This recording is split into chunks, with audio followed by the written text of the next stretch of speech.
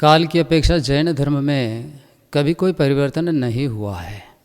चाहे चतुर्थ काल हो, चाहे पंचम काल हो, सभी कालों में मुनिचर्या का स्वरूप एक जैसा ही रहा है।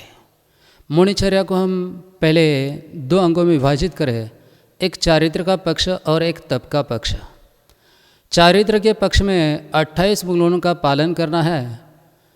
28 मूलों का पालन करने के लिए किसी काल अथवा सहनन की कोई बाधा नहीं है। न्यून से न्यून सहनन में भी चारित्र पक्ष पूर्ण रूप से पालन किया जा सकता है।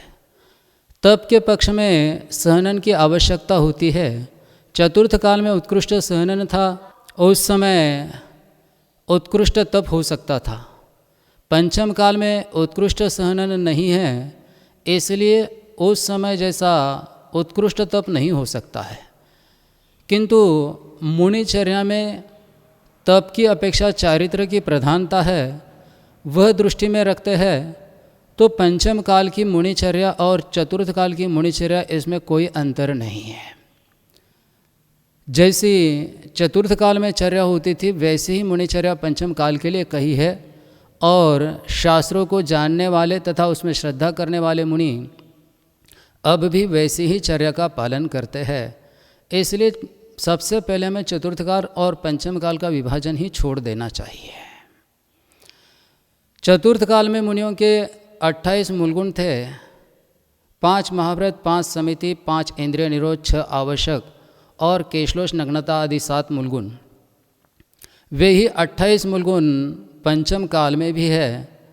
इसलिए वर्तमान के मुनियों को भी उन्हीं मूलगुणों का उसी रूप से पालन करना चाहिए, तभी जैन धर्म की परंपरा का निर्वहन होगा।